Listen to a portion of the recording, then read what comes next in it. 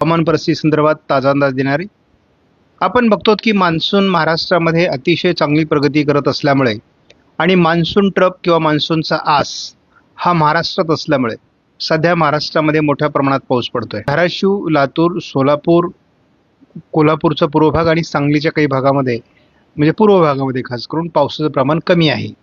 परंतु याही ठिकाणी पाऊस होणार आहे, चिंता करू नका.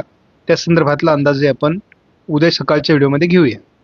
आता सध्या आपण बघतो की महाराष्ट्रामध्ये अतिशय उत्तम अशा प्रकारचं पावसाळी वातावरण तयार झालेलं आहे आणि सर्वात महत्त्वाची गोष्ट म्हणजे सह्याद्रीच्या पर्वतरांगांवर, घाटमाथ्यावर सध्या संततधार पावसाला सुरुवात झालेली आहे आणि अरबी समुद्राच्या दिशेने अतिशय उत्तम अशा प्रकारचं पावसाळी वातावरण आहे. बंगालच्या उपसागरामध्ये अतिशय उत्तम अशा प्रकारचं वातावरण आहे. मान्सून ट्रप चांगल्या पद्धतीने प्रगती करते, त्यामुळे एकूणच अतिशय सकारात्मक वातावरण तयार झालेलं आहे. सध्या आपण बघतो की कोणत्या विभागात काय परिस्थिती आहे. विदर्भामध्ये 70% घट आहे, मराठवाड्यामध्ये 76% घट आहे, मध्य महाराष्ट्र, पश्चिम महाराष्ट्र, उत्तर महाराष्ट्रामध्ये 79% घट आहे, तर कोकणामध्ये 75% घट आहे. आणि ही घट आता आपल्याला या 8 दिवसामध्ये म्हणजे ही जूनची घट आहे आणि 30 जूनपर्यंत चित्र पूर्णपणे पालटलेलं असेल. आज मान्सूनने मोठ्या प्रमाणात प्रगती केली असून संपूर्ण कोकण, छत्रपती संभाजीनगर, जालना, वाशिम, हिंगोली, वर्धा, यवतमाळ, चंद्रपूर, गडचिरोली या जिल्ह्यांमध्ये मान्सून पोहोचला आहे. त्याचबरोबर छत्तीसगडचा बहुतांश भाग, राहिलेला ओरिसाचा भाग, त्यानंतर झारखंड, बिहार या राज्यांमध्ये देखील राहिलेल्या भागामध्ये त्यांनी प्रगती केली आहे. या ठिकाणी आपण बघतो छत्रपती संभाजीनगरच्या काही भागामध्ये ढगफुटी सदृश्य पाऊस झालेला आहे.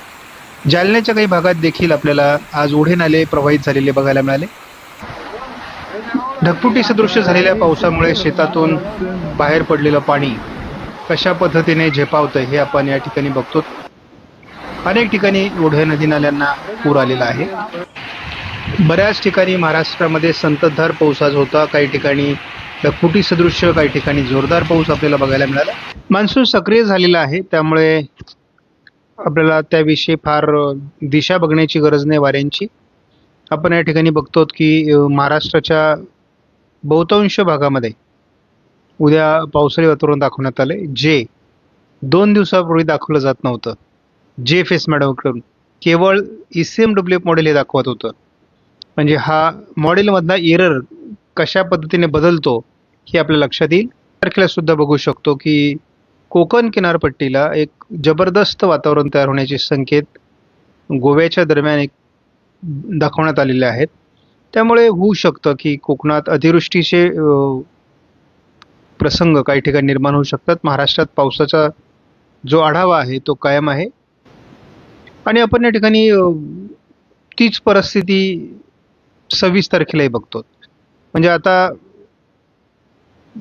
पावसाचा अंदाजच नसलेल्या मॉडेलने मात्र आता सातत्याने पावसाचा अंदाज महाराष्ट्रामध्ये दिलेला आहे आणि कोकण किनारपट्टीला त्यात सर्वाधिक पावसाची शक्यता देखील वर्तवलेली आहे.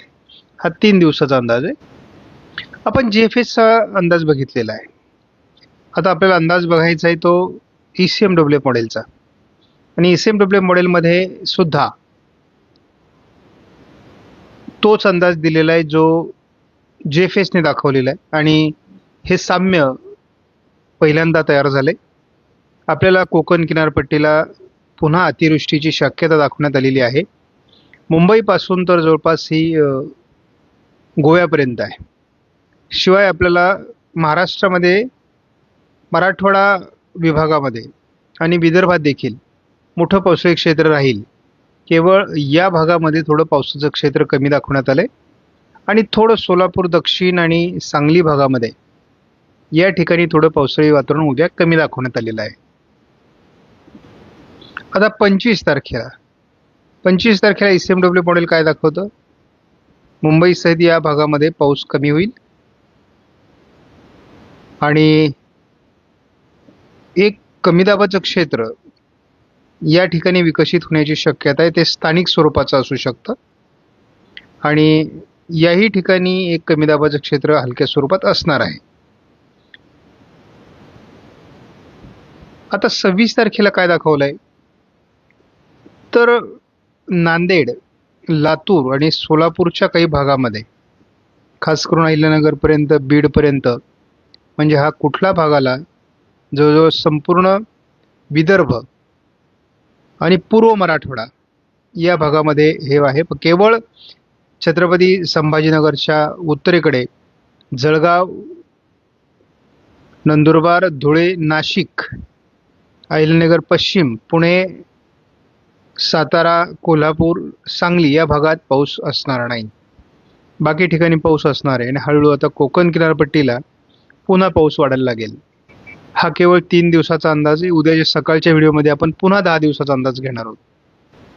अंदाजाच्या शेवटी मी सारांश देणार आहे, त्यामुळे तोही अंदाज बघायचा आहे. आपण या ठिकाणी बघतो की कशा पद्धतीने वातावरण तयार होत आहे. उद्या 24 तारखेला या मॉडेलने मराठवाड्यामध्ये पावसाचं प्रमाण वाढेल. थोडं विदर्भात आणि उत्तर महाराष्ट्रामध्ये पावसाचं प्रमाण दाखवलंय, परंतु या मॉडेलने जो गॅप यापूर्वी दाखवला जात होता तो या ठिकाणी दाखवलेला नाहीये. आपण जर थोडं 25 तारखेपर्यंत हे सरकवलं तरी मराठवाड्यामध्ये आणि कोकणामध्ये हा प्रभाव आहे. 26 तारखेला याच ठिकाणी हा प्रभाव आहे. ज्या मराठवाड्यामध्ये दुष्काळाची भीती दाखवली जात होती, त्याच विदर्भ मराठवाड्यामध्ये उत्तम पावसाचे संकेत पुढील 3 दिवस आहेत. कोकणामध्ये पावसाची मोठी घट नोंदली गेली असली तरी पावसाची घट भरून काढण्याची क्षमता असलेला पाऊस या दोन्ही विभागामध्ये होतोय. त्यामुळे चिंता असू नये. सह्याद्रीच्या घाट माथ्यावर देखील जरी झडीचं वातावरण असलं तरी उत्तम पाऊस होणार आहे आणि एकूणच महाराष्ट्रामध्ये बऱ्याच विभागात झडीचं वातावरण असू शकतं.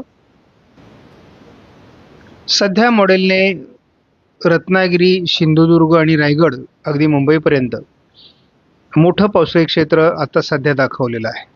एक मोठं पावसाळी क्षेत्र आपल्याला दक्षिण पुण्याच्या, साताऱ्याच्या किंवा अगदी इकडे रायगड, रत्नागिरी, सिंधुदुर्गपर्यंत दाखवण्यात आलेला आहे. रात्रीचा याचा प्रभाव वाढण्याची शक्यता दाखवण्यात आलेली आहे आणि आज पाऊस रात्रपाळी करू शकतो.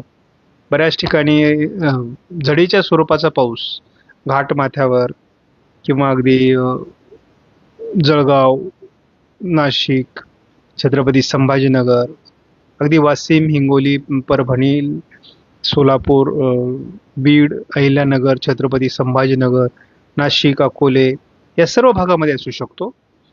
पावसाचं प्रमाण रात्रीही राहण्याची शक्यता आहे आणि उद्या देखील पावसाचं प्रमाण असणार आहे. उद्या मॉडेलने मराठवाड्यामध्ये आणि विदर्भामध्ये पावसाचं प्रमाण वाढण्याचे संकेत दिले आहेत. मात्र पर्जन्यछायेच्या प्रदेशात आणि घाटमाथ्यावर पावसाचं प्रमाण कमी होण्याचे संकेत दिले आहेत. त्यामुळे 24 तारीख थोडी आपल्याला भय निर्माण करणारी आहे. आपण बघतो तो विदर्भ मराठवाड्यामध्ये काही भागात चांगला पाऊस 25 तारखेला देखील होईल, परंतु थोडं कोकण किनारपट्टीचं वातावरण हे हलकंसं म्हणजे बऱ्याच अंशाने कमी होत आहे. आता हे या मॉडेलने दाखवलंय. आपण बघूयात पुढे 26 तारखेला काही सुधारणा होते का, तर 26 तारखेला देखील हे वातावरण कमजोरच दाखवण्यात आलेलं आहे.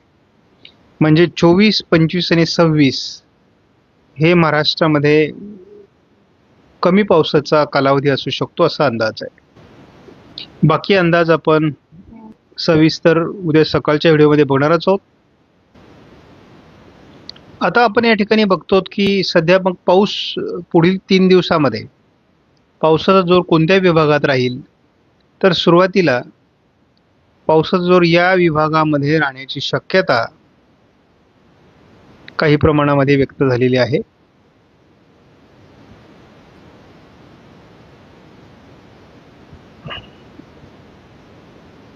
काही प्रमाणामध्ये या ठिकाणी पावसाळी प्रमाण राहील असा प्राथमिक अंदाज आहे. आणि दुसरा अंदाज, या ठिकाणी घाटमाथ्यावरही पावसाचं प्रमाण राहील.